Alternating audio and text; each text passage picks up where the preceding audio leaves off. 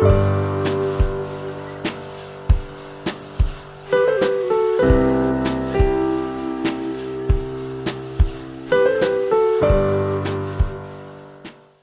में दोबारा खुशामदीद। और आप देख रहे हैं प्रोग्राम तालीम और तरबियत। हम बात कर रहे थे, उसको छुट्टी ना मिली जिसने सबक याद किया, तो नबा हम वहीं से आगाज़ करते हैं अपनी गुफ्तगू का।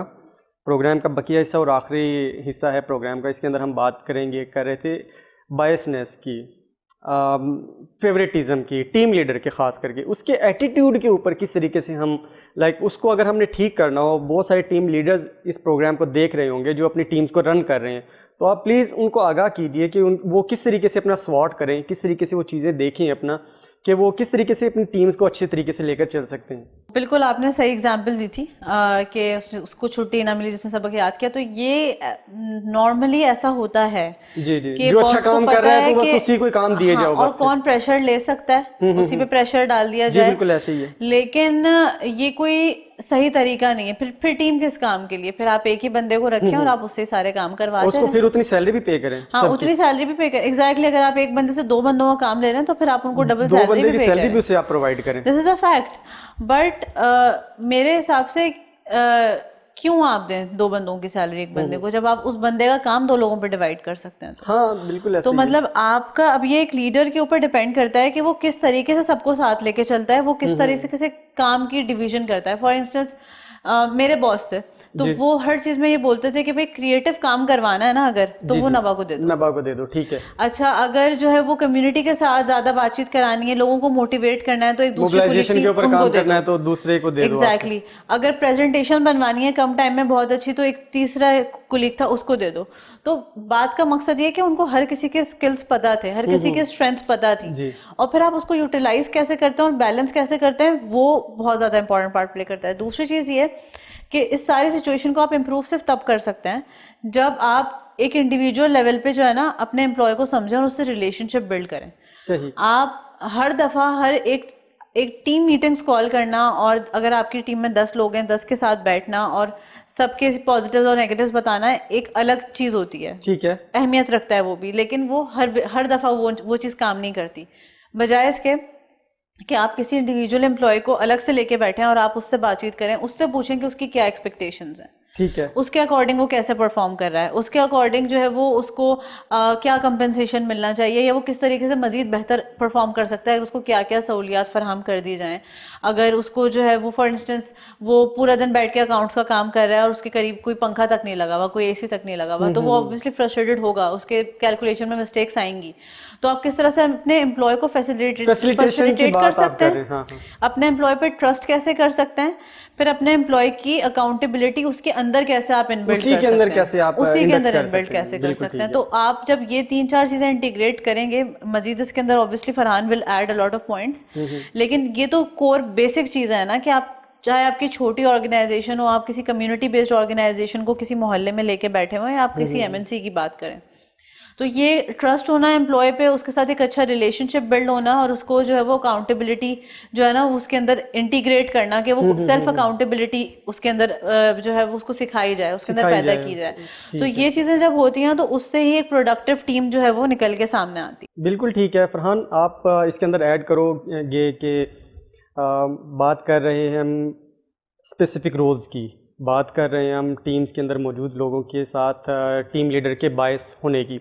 आप इसके ऊपर अपना जो आप ट्रेनिंग्स करवाते हो, आप किस तरीके से काम करते हो इसके ऊपर ज़रूर बताइएगा। बहुत सारे टीम लीडर इस वक्त प्रोग्राम देख रहे हैं आपका, और आपके वो व्यू पॉइंट से यकीनन मुत्तफिक होंगे। जी प्लीज़। अच्छा सलमान, मेरा इस पे पॉइंट ऑफ व्यू ये है कि बायसेस होते हैं जी, ठीक है, और होने भी चाहिए। अच्छा ठीक है। उसके पीछे रीज़न ये है कि आप ज़रा इमेजिन करें कि आपकी टीम में एक नया बंदा है जिसको अभी आए हुए 8 दिन हुए हैं, और आपकी टीम में एक बंदा है जिसको 5 साल हुए हैं, ठीक है। तो जाहिर सी बात है आपका ट्रस्ट किस पे ज़्यादा होगा? Obviously वो the person who has spent more time with you। तो आप किसको ज़्यादा टाइम देंगे? वो जिसने 5 साल। रीज़न ये है क्योंकि इसके 3 फेजेस होते हैं, वो मैं जल्दी से तीनों फेजेस बताना चाह रहा हूँ। जब हम किसी भी ऑर्गेनाइजेशन का हिस्सा बनते हैं, जो पहला फेज होता है उसको हम कहते हैं स्ट्रेंजर फेज, ठीक है। तो आप नए डिपार्टमेंट में आए, अभी आपको कोई नहीं जानता, अभी बॉस ने आपका टेम्परामेंट चेक नहीं किया, आपका एटीट्यूड चेक नहीं किया, आपको किसी सिचुएशन में नहीं डाला, बॉस को नहीं पता कि आप पैनिक कब होते हैं, बॉस को नहीं पता कि आपके ट्रिगर्स क्या हैं। ठीक है। तो वो जो पहला फेज़ होता है वो स्ट्रेंजर का फेज़ होता है। ठीक, तो इस स्ट्रेंजर के फेज़ में आप बिल्कुल नए होते हैं, तो आपको जो काम दिया जाता है वो सिंपल काम ये होता है कि जो हम आपको कह रहे हैं आप वही जाके करें। बिकॉज और वो होता भी ऐसे करते भी हैं। जी बिल्कुल। तो ज़रा इमेजिन करें आपकी पहली जॉब, डॉक्टर नबा की पहली जॉब, तो जो पहली स्टेज होती है उसमें बॉस कहता है डू एज डायरेक्टेड, जिस तरह से मैं कह रहा हूँ आप उस तरह से जाके करें। बिकॉज आप अभी तक टेस्ट नहीं हुए हुए, ठीक है, बिकॉज आपका बॉस को नहीं पता कि आप सीक्रेसी कितनी रख सकते हैं। अब डे 1 पे आके बॉस आपको ये नहीं बता सकते कि उसके ऑर्गेनाइजेशन में किस किस से झगड़े हो रहे हैं, क्या पता आप दूसरे दिन सबको जाके बता दें। तो ये पहला फेज होता है। दूसरा फेज होता है जिसको हम कहते हैं अक्वेंटेंस का फेज, ठीक है, जिसमें आपको टेस्ट किया जाता है, जिसमें बॉस क्या करता है कि अगर कोई इंपॉर्टेंट असाइनमेंट देनी होती है तो आपको ट्राई करके देखते हैं कि जरा ये ईमेल तो बना के लेके आना, ठीक है, जरा जो है वो इसको कॉल पे मीटिंग तो फिक्स करा देना, ऐसे होता है, या ये प्रपोजल बना दो। तो अब वो जो दूसरा फेज हो रहा होता है उसमें आप टेस्ट हो रहे होते हैं, ठीक है, ठीक है, वो बॉस आपको सिर्फ और सिर्फ टेस्ट करना चाहते हैं। और फिर तीसरा फेज आता है जिसको हम कहते हैं पार्टनरशिप फेज, ठीक है। अब आप टेस्ट से पास भी हो चुके हैं या फेल भी हो चुके हैं, अब बॉस को समझ आ गई कि ये इस तरह का काम कर सकता है क्योंकि मैंने इसको टेस्ट कर लिया है, और ये इस तरह का काम नहीं कर सकता। तो अब जरा आप इमेजिन करें कि बॉस के रूम में 2 बंदे एंटर हो, एक जो स्ट्रेंजर फेज वाला बंदा हो वो एंटर हो, और एक जो पार्टनरशिप वाले फेज में बंदा तो बॉस किसको ज्यादा टाइम देंगे? और अगर स्ट्रेंजर फेज वाला बंदा ये बोलना शुरू करे कि जी हम तो जाते हैं, हमें तो कहा जाता है डू एज डायरेक्टेड, और वो फला बंदा जाता है, वो तो बॉस के रूम में आधा घंटा बैठा होता है। तो इसका हल ये है कि आपको टाइम लगेगा, आपके टेस्ट होंगी सारी चीजें, आपका स्किल टेस्ट होगा, आपका एटीट्यूड टेस्ट होगा, आपका बिहेवियर टेस्ट होगा।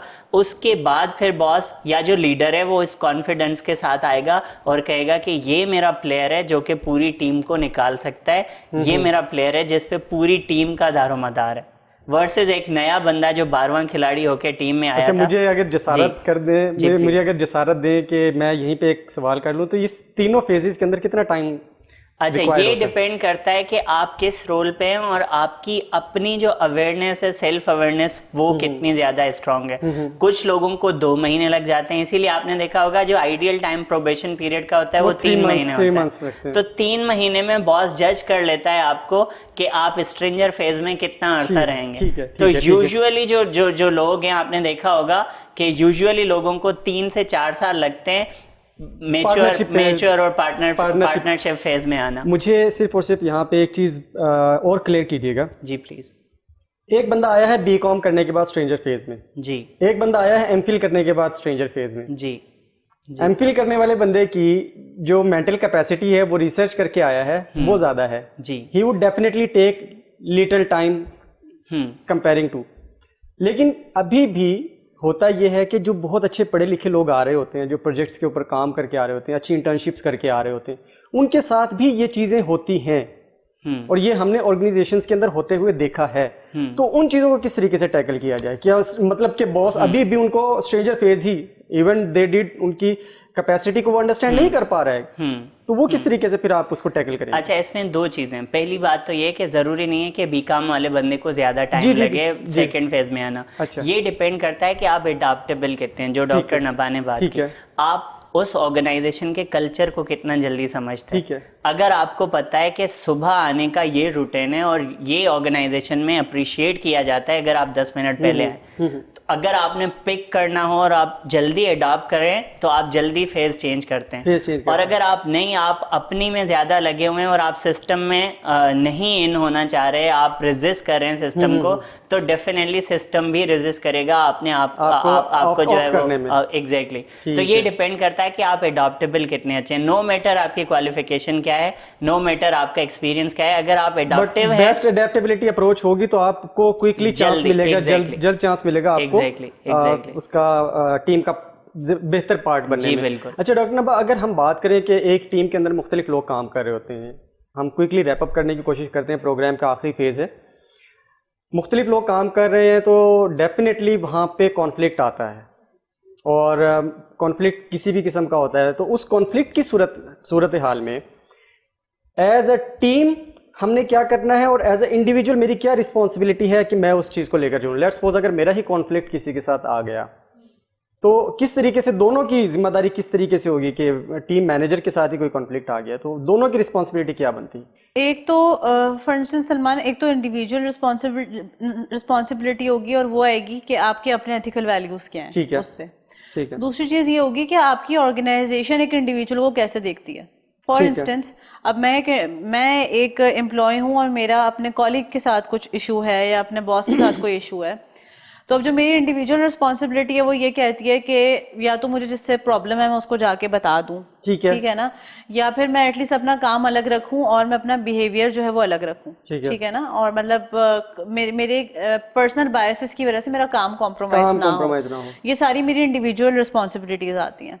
इसी तरीके से कि मैं अगर मेरा किसी कॉलीग से मसला है और अगर मैं उसके मुंह पे उसको कह भी नहीं रही हूँ तो मेरा ये एथिकल तरीका नहीं बनता कि मैं जाके पूरे ऑफिस में उसके बारे में गॉसिप्स करूँ, एक अनहेल्दी कल्चर को जो है वो मैं प्रमोट करूँ, ठीक है। ये चीजें आती हैं। अब दूसरी चीज जो है वो ऑर्गेनाइजेशन के पर्सपेक्टिव से अगर आप देखें तो ऑर्गेनाइजेशन का क्या टेक है कॉन्फ्लिक्ट रेजोल्यूशन पे, कॉन्फ्लिक्ट मैनेजमेंट पे, ऑर्गेनाइजेशन कितना ज्यादा उसको अहमियत देती है। फॉर इंस्टेंस क्या ऑर्गेनाइजेशन के अंदर ऐसी कमिटीज मौजूद हैं जहाँ पे आप जाके अपनी कोई कंप्लेन को रजिस्टर कर सकते हैं? हाँ, ये बहुत अच्छा एस्पेक्ट आपने रेज किया, बिल्कुल ठीक है। अच्छा, नॉर्मली ऐसा होता है कि आप किसी अगर कोई कमेटी मौजूद होती भी है तो आप डायरेक्ट उस कमेटी के पास जाके अपना केस रिपोर्ट नहीं कर देते, ठीक है। नॉर्मली ये होता है कि आपको जिस कॉलीग से मसला है अगर वो आपकी टीम के अंदर है तो या तो आप अपने कॉलीग को बोलते हैं, उसको नहीं बोलते तो आप अपने टीम मैनेजर को बोलते हैं, ठीक है, और उसको बोलते हैं कि वो उसको रिजॉल्व करना शुरू करे। टीम मैनेजर से अगर रिजॉल्व नहीं होता तो फिर आपने टीम डायरेक्टर से बोलते हैं या फिर डिपार्टमेंट हेड से बोलते हैं, ठीक है,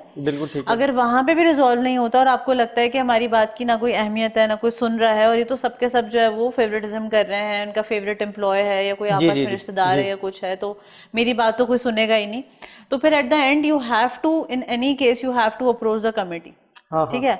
मतलब कि कमेटी तक पहुंचना लास्ट फेज बनता है आपका, ये नहीं होगा कि डायरेक्टली आप जाके कमेटी के अंदर बैठ जाए। मेरे हिसाब से प्रेफर्ड फेज यही होता है कि आप जैसे हमारे घर की भी बात होती है, चले कोई भी, हाँ, जैसे फॉर एग्जांपल आप एक फैमिली की भी बात करते हैं, अगर हस्बैंड वाइफ के बीच में कॉन्फ्लिक्ट होता है तो आप पहले कोशिश करते हैं ना आपस में रिजॉल्व करने की। उसके बाद आप कोशिश करते हैं कि अच्छा जी हस्बैंड मेरे बात नहीं समझ रहे, मसला हल नहीं हो रहा, तो आप हस्बैंड के पेरेंट्स को बताने की कोशिश करते हैं कि भाई एटलीस्ट इस घर में रहने वाले 4 अफराद के बीच में मसला हल हो जाए, और अगर वहां से भी मामला खत्म हो जाए तो फिर at the end you inform your parents, ठीक है, कि भाई मेरे ससुराल में ये मसला चल रहा है, इसको आके हल करें। बिल्कुल ठीक है, तो स्टेप्स होते हैं, बिल्कुल सही। फरहान, आखिरी मिनट है मेरे पास, आप कॉन्फ्लिक्ट, अभी ये कॉन्फ्लिक्ट रेजोल्यूशन तो बहुत बड़ा एस्पेक्ट है टीम्स के अंदर, आप कुछ अपनी एक्सपर्ट ओपिनियन देना चाहें इसके अंदर प्लीज? कॉन्फ्लिक्ट रेजोल्यूशन के हवाले से मैं सिर्फ इतना कहना चाहूँगा कि एक हम ऑर्गेनाइजेशन में वर्ड यूज़ करते हैं विन विन सिचुएशन। जी बिल्कुल ठीक है, कि आप ये याद रखें कि जो आपकी जीत हो रही है तो सामने वाले की हार ना हो। जी बिल्कुल ठीक है। तो आप अगर कुछ बाय कर रहे हैं तो कुछ सामने वाले के लिए भी छोड़ दें, और आज अगर आप उसके लिए कुछ करेंगे तो कल जब उनकी बारी आएगी तो वो भी आपकी सेल्फ रिस्पेक्ट का ख्याल रखेंगे इसमें। बिल्कुल ठीक है।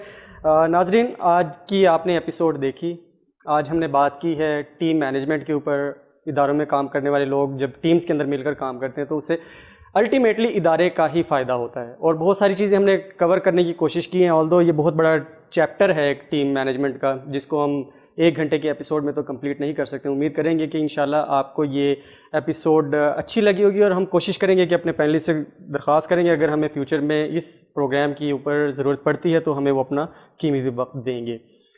आप लोगों का बहुत बहुत शुक्रिया। देखते रहिए प्रोग्राम तालीम और तरबियत। अपने मेज़बान मोहम्मद सलमान को तालीम और तरबियत की पूरी टीम के साथ इजाज़त दीजिए। अल्लाह हाफिज़। अस्सलाम वालेकुम।